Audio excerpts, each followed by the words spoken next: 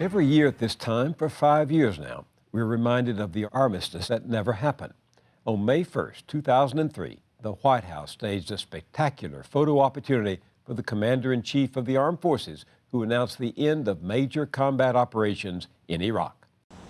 You've been seeing these images all week. Our president landing on the USS Lincoln announcing peace was at hand. History today. It was a historic day. This one could be called historic. Sitting president to land on a carrier. Congratulating them on a mission accomplished. In the Battle of Iraq, the United States and our allies have prevailed. Unfortunately, that was not true. The war had just begun. Once again, the official version of reality was false. The experts, remember, had all agreed there were weapons of mass destruction in Iraq. Of uranium from Africa.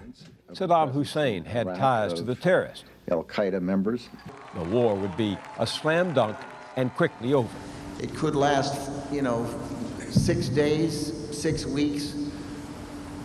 I doubt 6 months. Thank you.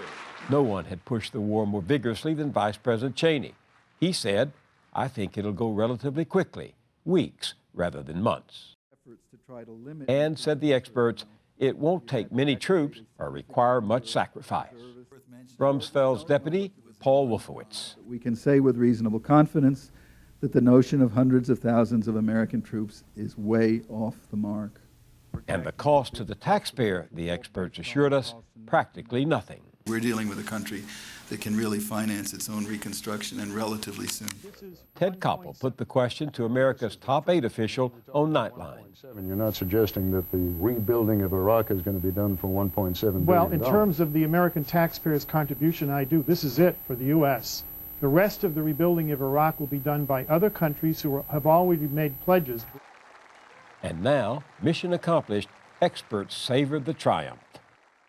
The editor of the Weekly Standard, William Crystal. The first 2 battles of this new era are now over. The battles of Afghanistan and Iraq have been won decisively and honorably.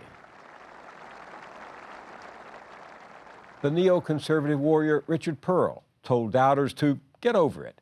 The war, he said, ended quickly with few civilian casualties and with little damage to Iraq's cities, towns, or infrastructure. It ended without the quagmire the war's critics predicted. Relax and enjoy it.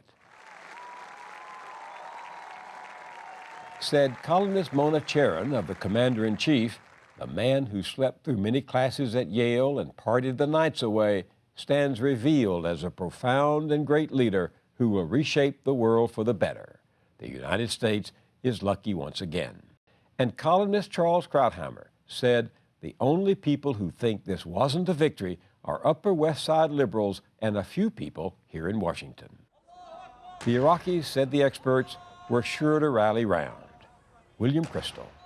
I think there's been a certain amount of, frankly, Terry, a kind of pop sociology in America that, somehow the Shia can't get along with the Sunni, and the Shia in Iraq just want to establish some kind of Islamic fundamentalist regime. There's almost no evidence of that at all. Iraq's always been very secular.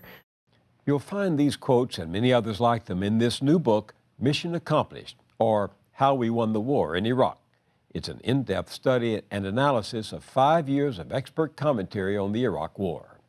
The authors have somewhat sadly, if not reluctantly, concluded that the most distinguished cast of experts ever before assembled reached a grand consensus on the Iraq War, and that all of them got it wrong.